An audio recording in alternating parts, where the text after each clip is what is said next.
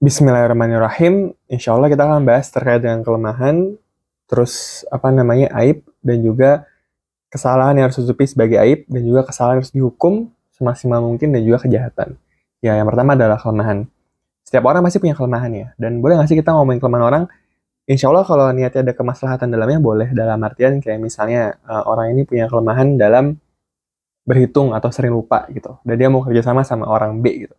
Maka kita boleh ngasih tahu ke si B dengan niat untuk kebaikan. Mana artinya adalah sama orang ini mesti perlu ini ya, dia jangan taruh di bagian hitung-hitung karena dia nggak terlalu bagus ngitung dan dia nggak terlalu bagus ngafal gitu. Niatnya adalah untuk ngasih tahu sebagai antisipasi semoga bisa diimprove ke depannya. Dan niatnya bukan untuk kayak misalnya ini orang bodoh nggak bisa ngitung, jangan.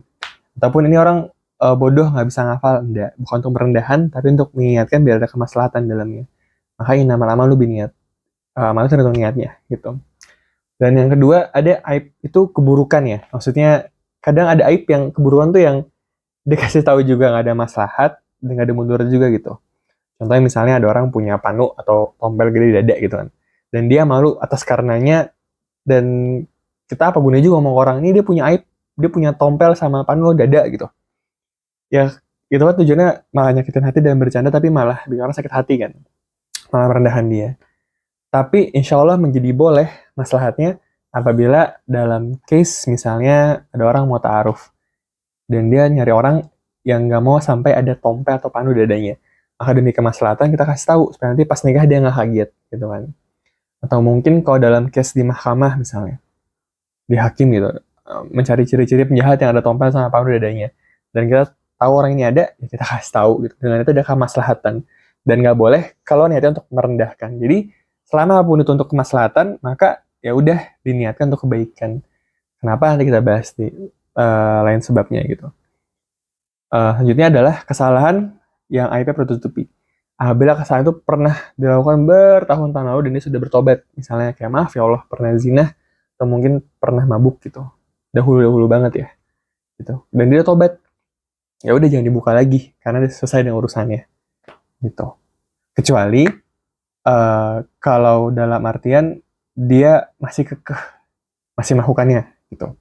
Maka tahap pertama adalah ingetin secara personal, dan kalau secara personal nggak masuk dan dia ternyata malah menyebarkan dan dikhawatirkan apa yang dilakukan itu ternyata malah dianggap sebagai hal yang wajar dan diperbolehkan, maka ya udah kita sharekan, tapi mungkin pertama dengan cara jangan sebut namanya. Misalnya kita bilang ke umum, janganlah kita mabuk, itu nggak baik, nggak sehat. Janganlah kita, misalnya ada orang pacaran aja, kita pacaran, itu mendekati kita pada zina, misalnya. Kayak gitu. Karena dalam satu kisah, Nabi pun juga pernah menegur seorang yang mana orang itu, dia pergi ngambil zakat, pas sudah saya ambil zakat, dia kasih ke Nabi, dia bilang, ini bagian negara, ini bagian kamu, ini bagian aku sebagai hadiah. Gitu. Nabi kesel kan, kayak belum apa kok udah minta hadiah aja gitu. Nabi bilang gini, kalau kamu di rumah, kamu nggak akan dapat hadiah yang apa yang kamu minta sekarang gitu. Kesel karena ya harusnya jangan bikin hadiah dulu dong, selesai dulu tugasnya dan banyak hal lah yang disebabnya gitu. Akhirnya hikmahnya pun Nabi berdiri di mimbar, dia bilang ada ya orang ya ambil zakat, tiba-tiba belum apa-apa, udah ambil hadiah bagian dia dan juga udah dibagiin semuanya gitu. Dan belum apa-apa dia minta hadiah gitu. Padahal kalau dia di rumah aja, dia nggak akan dapat hadiah itu gitu. Akhirnya dua fase, Nabi ngasih tahu secara personal, dan Nabi naik di mimbar biar jadi orang semua tahu bahwa itu bukan hal yang baik, bahwa itu ada kesalahan, biar dia kapok gitu kan. Karena somehow ada kesalahan murni yang mana dia udah sama sekali nggak kapok, udah kepergok, udah dilihatin di mana-mana gitu. Dan akhirnya ya harus dihukum. Dan makanya ada kisos, ada hudud. Kisos kayak misalnya pukul dibalas pukul, terus misalnya membunuh dibalas dibunuh. Itu yang saya pelajarin itu masih bisa dimaafin. Masih ada langsung maaf dengan bayar diat lah gitu. Tapi kalau untuk hudud seperti mabok, maaf berzina, dan hal yang diatur dalam hudud itu, kalau sudah ketahuan, maka dia tidak ada alasan maaf dan harus dihukum. Karena kita sering lihat kan kalau di negara yang Islam itu di depan umum diperlihatkan dari di pembelajaran bersama, atau mungkin kita pernah juga di Aceh misalnya, itu depan umum juga gitu. Dan harusnya jadi aib, tapi karena dia kekeh dan masih ngerasa nggak bersalah dan masih semau-maunya, ya maka dihukum depan umum supaya orang itu merasa, bahwa itu salah, bahwa itu tidak wajar, bahwa itu biar dia kapok. Ya orang juga takut dengan konsekuensinya.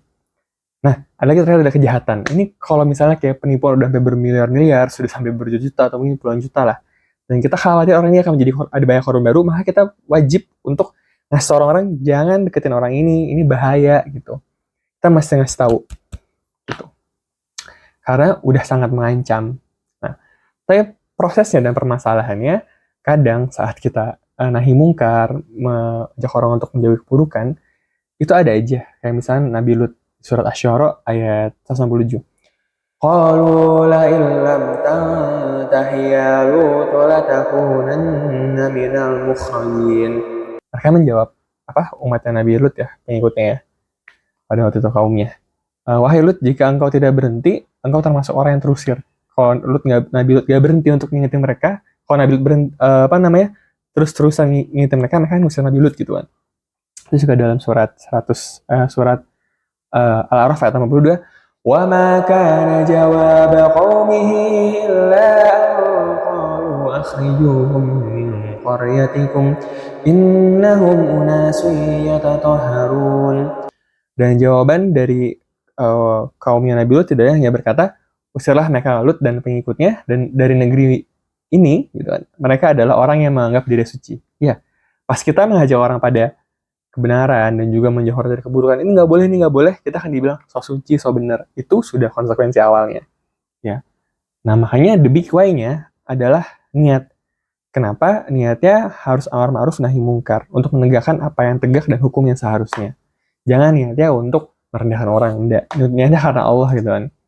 Kenapa? Supaya kemungkaran itu pertama tidak dianggap wajar dan orang kapok untuk melakukannya, dan ketiga, orang tidak mau untuk melakukan kesalahan yang sama karena hukumannya berat. Gitu kan. Kayak orang bilang kita kan bukan negara Islam. Ya, tapi kita bisa berijtihad untuk bikin hukuman yang mana itu menjadi kapok gitu. Selama tidak melanggar undang-undang kan. Gitu.